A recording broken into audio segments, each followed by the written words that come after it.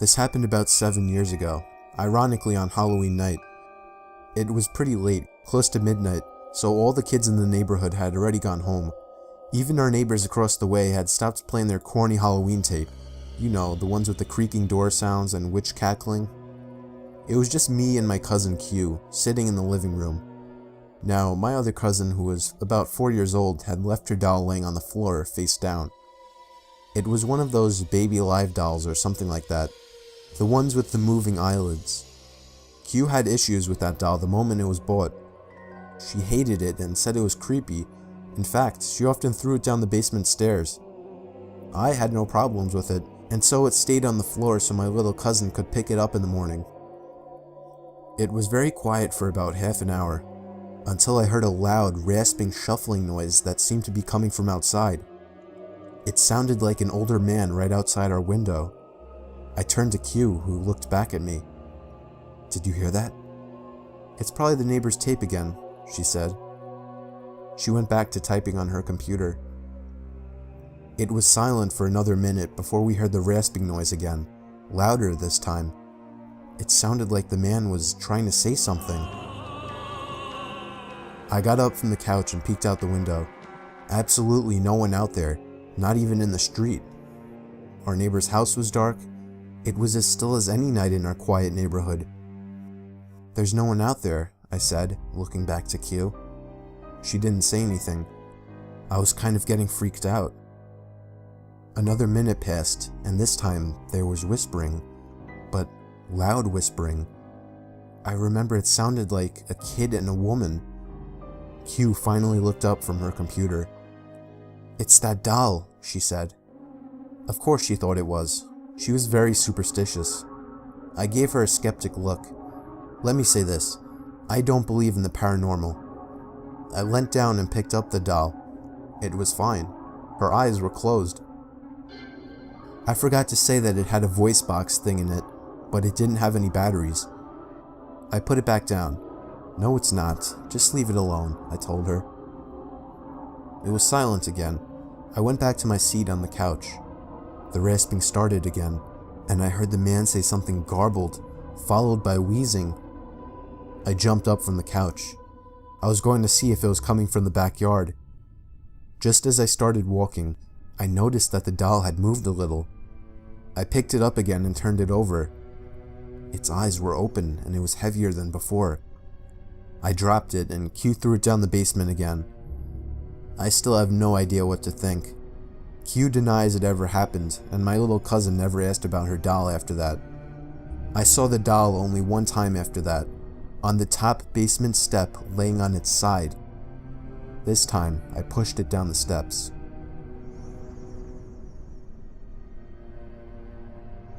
I was up late reading on a cold night. My bedroom is on the first floor, and I live alone in a relatively quiet and wooded area. For that reason, a lot of my windows didn't have any blinds, since it wasn't as if people driving by were able to look into my house. Plus, I like waking up to the sunlight shining in my bedroom. But this one night made me regret never getting blinds in the bedroom. After finally shutting my reading lamp to get some shut-eye, I had a good 2 minutes of silence before I heard the sound of something hitting the window. It sounded like a single tap from a person's fist. I was facing away from the window and didn't want to turn around. I was used to hearing things like tree branches brush up against the walls and windows, but I distinctly recognized this sound to be a fist hitting glass. The thought that somebody might be outside my window watching me frightened me. The fact that somebody would walk all the way onto my property to my bedroom window. I tried to accept that maybe it was just a tree branch, but a second and single knock at the window confirms my fear. It was a fist hitting the glass, and somebody was outside my window. I figured that if I just ignored it, they would go away. Maybe it was just some punk trying to mess with me. If they thought I was sleeping, they would get bored. Another knock at the window came, and I desperately tried to just stay still and show no reactions. But when the fourth knock came routinely, I decided enough was enough. I should confront this jerk like a real man. I turned to the window, and just barely caught a glimpse of a black shadow quickly moving under the window. For some reason, actually seeing something at the window killed any courage I had, and I ran to the kitchen phone and called the police. They said they would have an officer over in 10 minutes. When I hung up, I saw something in the corner of my eye. I turned my head and saw somebody standing outside my kitchen window, surely looking at me. Only for a second though, because as soon as I noticed, he took off. Somebody was watching me through all the windows. Then I received a disturbing phone call. It was my neighbor, who also happens to be my best friend. He happened to notice through his window that 3 people dressed in black walked onto my property earlier, one of them with a sharp, shiny object in his hand. This only made me panic even more. I ran upstairs where I knew I couldn't be watched and hid in the bathroom. I heard constant single knocks at the front door downstairs. No way it was the police. I just prayed they would get there in time, and thankfully, moments after the knocking stopped, I heard heavy banging at the front door, followed by someone screaming police. It turned out to be the cops, but whoever the 3 men were already gone into the woods. It might have been more than 3, I don't even know. All I know is they were never caught, and that I went out to get blinds the same week. My parents are divorced, and I was living with my dad. I'm an only child, so the only time I was around kids my own age was when I was out making friends with kids on the block. There was this one kid that lived on the corner of my block. His name was Tom. I met him while riding my bike. He strangely invited me over to shoot some hoops with him, so I did. He was a lot older than me. I was 12 and he was 16. I found out after hanging out with him a lot that he was an only child as well, and that he also lived with his dad. At first, I found him very relatable. I gave him my phone number and he would call to hang out. Sometimes he would come over and play video games. But then he started getting weird. He would call non-stop. If I didn't answer, he would begin to leave annoyed messages. He would call 5 or 6 times before coming over and ringing the bell. If my dad wasn't home, I usually didn't answer it. But when he was home, he would force me to hang out with Tom, even though I told him he was creepy. I biked with Tom back down to his house while pretending to listen to him babble on about stupid shit. This kid would never shut up. I needed to find a way to get him to stop looking for me. Then, for the first time, he invited me into his house. I really didn't want to go in, but it didn't seem I had a choice. The second I walked into the door, the foul, disgusting odor of his house filled my lungs. Clothes were tossed all over the floor, broken glass in one corner of the room, and what looked like coffee stains on the wall. It was the most disgusting place I'd ever seen. And then, a huge, shady-looking man walked out from another room. He looked at me with a very intimidating look. I felt myself backing up away from him, until Tom introduced him as his father. The man just gave me a big grunt and stomped off into another room. It was official, this kid was a fucking creep. I needed to get away from him for good. I decided I didn't even want to be in that house anymore and just made up some excuse to go. I think that I said that I forgot I had a doctor's appointment, and at that moment, his smile slowly faded as an unhappy, if not extremely angry expression crossed his face. He didn't even give me any response. He just looked at me with this unnerving stare. I left in a hurry and ran back down the block to my house. The door was locked, surprisingly. I unlocked it with the key my dad made me carry and found that he wasn't home. I really wanted him to be home. And then I found a little sticky note on the fridge saying he was called into work for a possible storm emergency. So that night before going to sleep, I checked my email for a response from somebody on eBay. But instead, I had about 5 new emails, all titled in capital letters, and they were all sent from an email named tomtom20@aol.com. It was him. I never gave him my email and still have no idea how he got it. One of the emails was titled, "You made a mistake." Another was titled, "I know where you live." And the rest were filled with profanity and threats. I was only 12 and was extremely intimidated by this, so I was ready to call my dad, but as soon as I was heading to the kitchen phone, I heard the sound of rustling bushes outside. I opened the blinds of the window that was facing the bushes and was greeted by the face of a huge man who I instantly recognized as Tom's dad. I called the police, but by the time they arrived, he was already gone. When my dad came home early because of this situation, we went on to get a restraining order as soon as possible. Tom and his dad moved out about a month after that. I moved into a house that my aunt and uncle had been renting out for several years after they built a new place. I spent a few months alone before a buddy from work asked if I was looking for a roommate. I thought about it for a few days and ended up allowing him to move in. It was a 2-bedroom place with a den and office in the garage. He decided he wanted his own space as the bedrooms were right next to each other, so he moved his stuff into the office in the garage. And I have to admit, it was a pretty cool setup he had. The only problem, he didn't have a bathroom or kitchen out there, so he would use the kitchen and toilet in the house.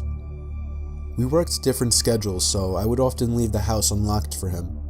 One night, I went to my girlfriend's house for dinner. After I got back, I decided to grab a 6-pack of beer I had bought the previous night. When I opened the fridge, my beer was gone. I assumed it was my roommate and went into a blind rage. I stormed out into the garage and slammed his bedroom door open. He was sleeping and rolled over.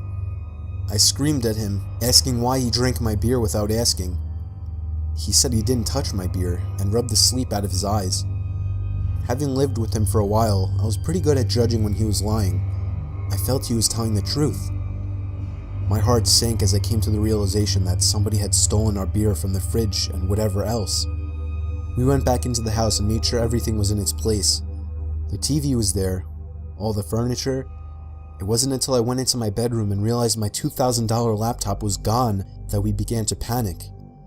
My buddy called the cops and we searched high and low for the beer and laptop, thinking I might have misplaced them. We soon gave up and began to search the yard for whoever had done this. We didn't live alone in this house though. There was a room that had been built on several years after the house was built. My aunt's dying mother spent her last couple of years living there, as it was easy for my aunt and uncle to care for her during her sickness. When she died, they began to rent the room out to a strange woman, before eventually moving out themselves and renting the rest of the house out. The woman remained there until we moved in, and my aunt and uncle had their concerns with her. They believed she was a drug addict, which became evident to us during our stay there. She behaved erratically, and we would hear strange noises from her end of the house all hours of the night. Her brother moved in several months after we did, which was strange because her place was a 1-bedroom suite. We figured he just slept on the couch or something. He was even weirder than her though. He wouldn't acknowledge me when I pulled up into the driveway while he was sitting having a smoke. Trying to make conversation with the guy was pointless. He basically just stared through your soul. One night he even asked my roommate if he could score him drugs. That night during our search for the burglar, we went out to the garage door, only to find bare footprints in the snow. The footprints led from their suite door to our garage door. We put 2 and 2 together and began banging on their door. We said we knew it was him and he'd better answer the door. Someone inside lifted the curtain and made eye contact with me, which to this day still gives me chills. The cops showed up and took down all our information. They scoured the house and found nothing and no one. We showed them the footprints and explained that the people living in the suite were drug addicts. We gave the officers their names. They ran their names in their cruiser and came back to inform us that the man had a warrant in another province and was convicted of breaking and entering several years back. The cops knocked on their door for several minutes and identified themselves as police officers to no avail. They informed us that because the warrant was from out of province, and technically the man hadn't committed a crime, there was nothing they could do about it. The cops left and it was 1 a.m., so my roommate and I went to bed. The door that connects the 2 weirdos' suite and my part of the house can only be locked from their side of the door. I completely forgot about this before falling asleep. During the night, I heard footsteps outside my door and a few loud bangs. My doorknob began to shake violently. I was barely awake and brushed it off as my roommate. Luckily, I always lock my bedroom door at night. The next morning, I asked my roommate what was so important at 3 a.m. that he would need to try and get in my room. He told me he slept through the night and hadn't even got up to go to the bathroom. My heart sank. I told him what had happened during the night. I have never been more glad that I locked my door at night, due to some silly childhood fear that I've held onto into adulthood. To this day, I wonder what would have happened if I left my bedroom door open and that man got into my room. Needless to say, me and my buddy moved out of that place a few weeks later.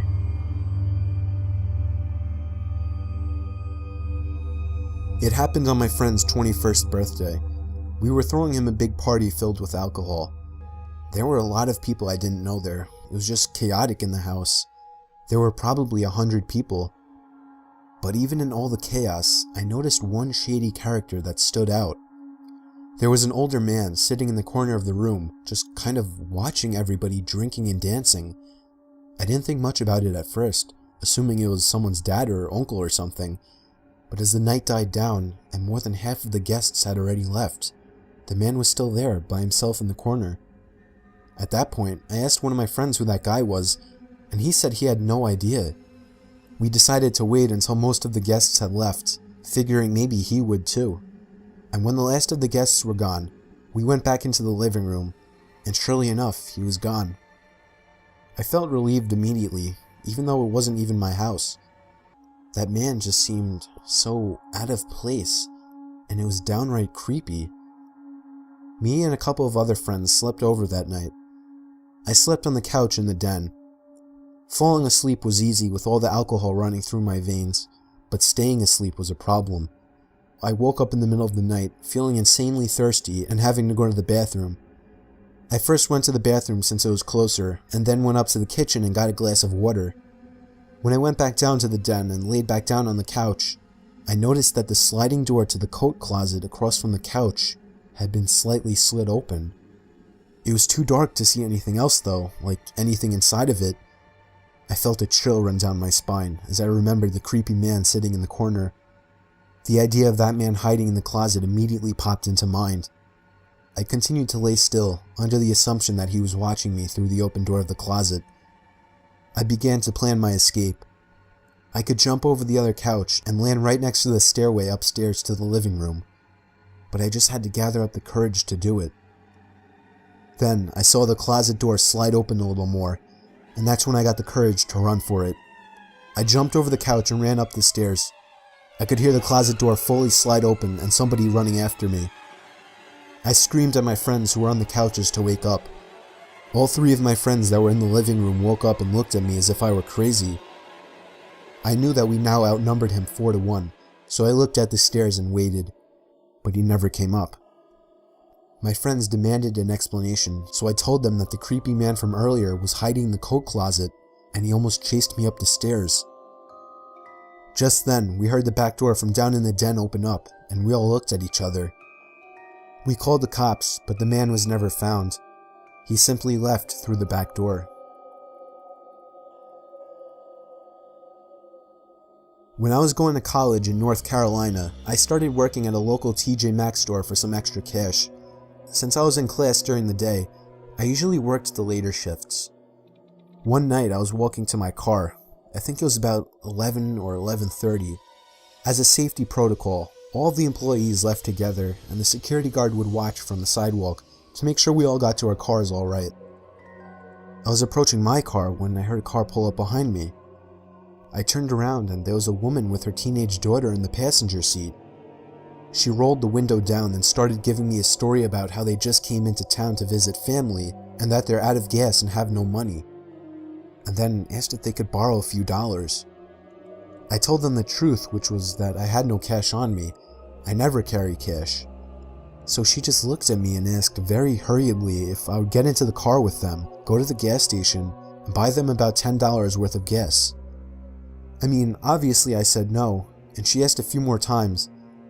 It wasn't until I had said no that I noticed the daughter in the passenger seat had been staring at me the whole time, and she was licking her lips and wringing her fingers. At that point, I bolted back to the store where the security guard was, because they had pulled up behind my car, so I would have been stuck there. I told him what had happened. He started walking to their car, and they sped away.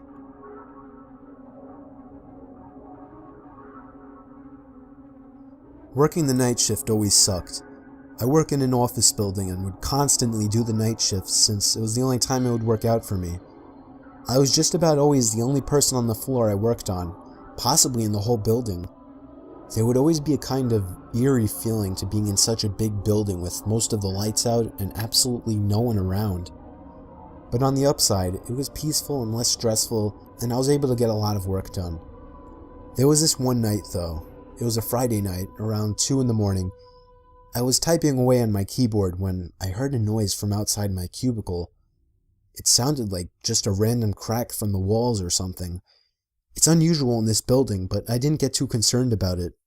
I resumed typing away and was once again interrupted by a sound. This time, the sound of a computer starting up. It caught me off guard. I was sure nobody else was working the night shift.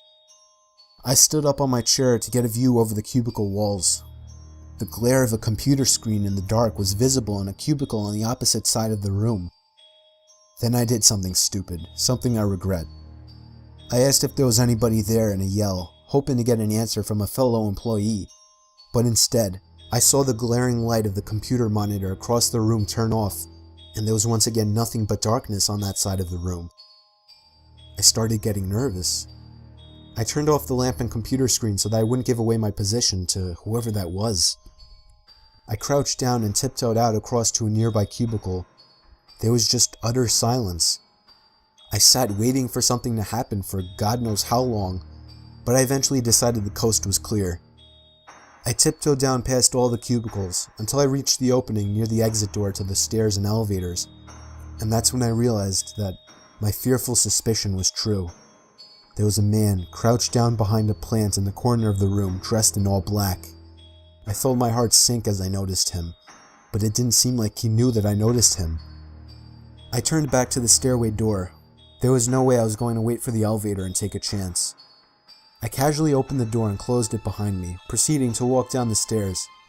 After making it down about 2 flights of stairs, I heard the door above me push open aggressively, followed by manic echoing footsteps coming fast down the stairs. I raced down the stairs, running as fast as I could, all while the footsteps above me were getting louder. I finally made it to the first floor, raced through the lobby, and out the front door. Whoever was in there didn't follow me. I immediately called the cops, along with one of my bosses.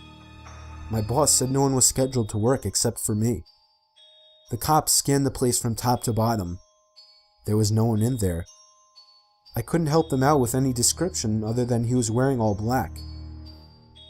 I did continue to do the night shift for about a week after that, with my boss allowing me to lock all possible entrances to the floor, including the elevators. But I still wasn't comfortable with it, so ever since, I've been doing the day shifts.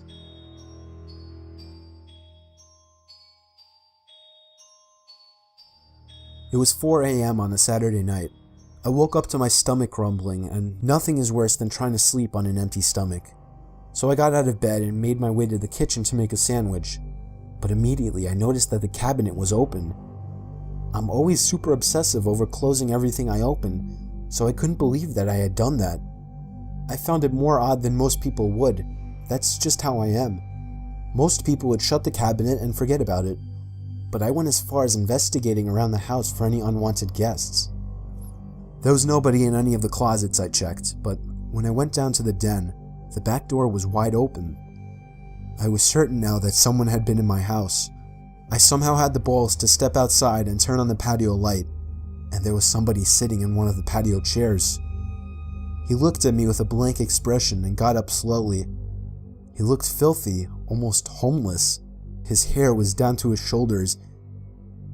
He started walking closer to me. I couldn't tell what his intentions were, and I kinda just stood there, almost taking him as harmless.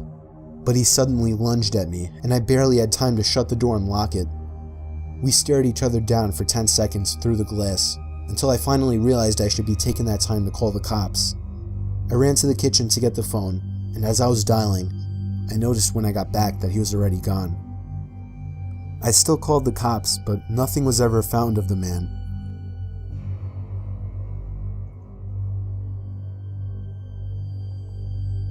This is a very weird story that took place a few months ago. I still live in the same house this happened in. I have an electrical outlet under my bed that I use to charge my phone with. I leave my phone up on the ledge above my bed every night, usually using it as an alarm. However, something strange started happening on a Monday night in February. I woke up to my alarm clock blasting. Only it was still dark out. I looked at my actual alarm clock sitting on my desk. It was 4 in the morning. I wasn't sure if I'd accidentally set a new alarm.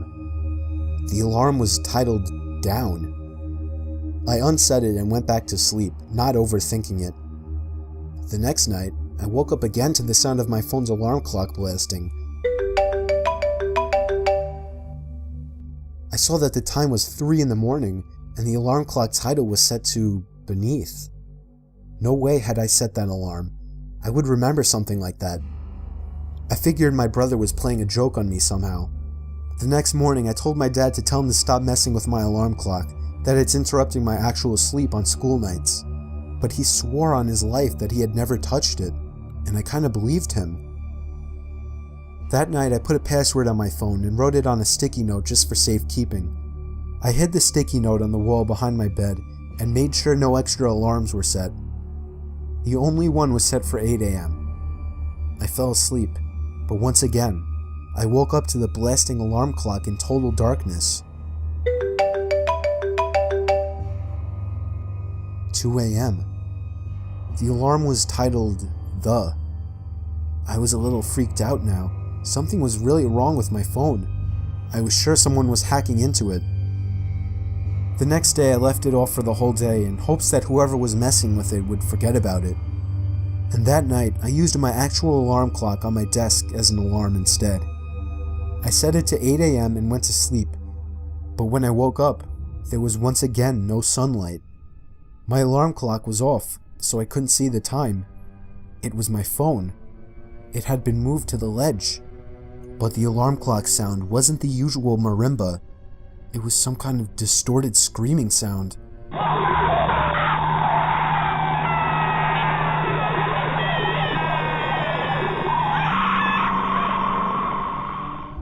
I turned off the alarm, which was titled Bed. It was 1 in the morning. I was laying there clueless, not knowing what to think. My phone was at 10%, so I reached down under my bed to try and find the charger that's normally plugged into the wall. It was missing. And then, at the worst possible time, I realized exactly what it all meant. The 4 alarm titles formed a sentence. Down beneath the bed. I tried to pull my arm away, but it was too late. I felt a hand grab my arm and squeeze tight. I screamed as loud as I could, loud enough for all the neighbors to hear. I heard my parents' bedroom door open and footsteps running over to my room. My door opened and my dad barged in with a baseball bat. He saw that I was being pulled down to the edge of my bed. My dad reached under my bed and grabbed a hold of the man hiding under. He knocked him out with the bat and called the cops. The man clearly didn't plan that out, as he basically trapped himself under my bed. Police told us that he was a registered sex offender who had been arrested 10 times. He's extremely messed up in the head, and clearly gains pleasure from messing with and scaring his victims. It scares me the most that he was in our house and under my bed for 4 days.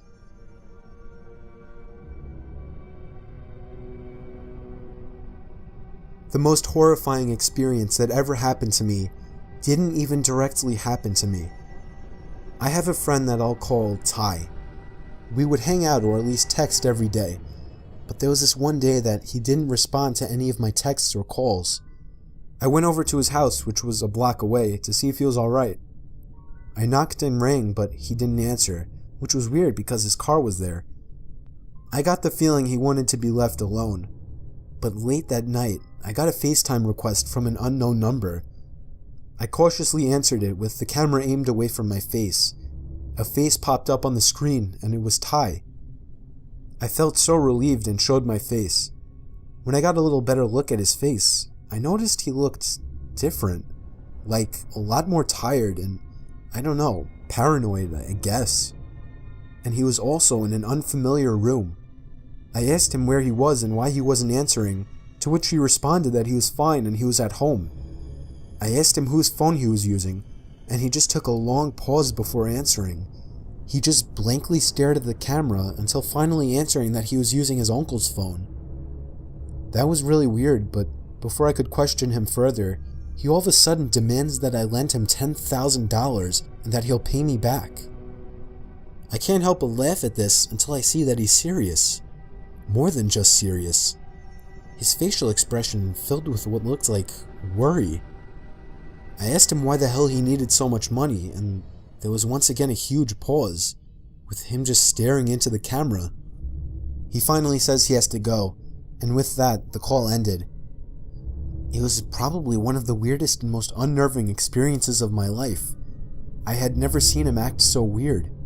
Something was clearly wrong with him. But it was late, and I figured I would just go over to his house tomorrow and talk with him. The next day, first thing in the morning, I went straight over to his house and rang the doorbell about 10 times. He didn't answer. I eventually gave it up as a lost cause. If he wanted to act sketchy, that was his problem. But late that night, around the same time, I received another FaceTime call from another unknown number. I answered it, and it was again Ty, but this time, he looked like shit. His hair was a mess. He had a cut on his forehead. He had bags under his eyes. I didn't understand what the hell was wrong with him. He wouldn't tell me anything. He just kept demanding $10,000 to be paid to some random address, to which I kept telling him no. And then he said something that still haunts me. He said in a shaky, nervous voice, "Come on, don't point a gun at my back." It hit me like a bullet as he said this, accompanied with an ever so slightly twitch of his left eye, to which I interpreted as a wink. But then, the call ended abruptly, and I can only imagine what was going to happen to him. By some miracle, I remembered the address and sent the cops there right away. It was an old abandoned house on a basically deserted block miles away from my house. They found Ty in the basement, beaten senseless and barely alive, but they got to him just in time. The sicko that did this to him was already long gone. Ty doesn't like to talk about it, but the most he told me was that he was walking home before everything went black, and he woke up in a dark basement.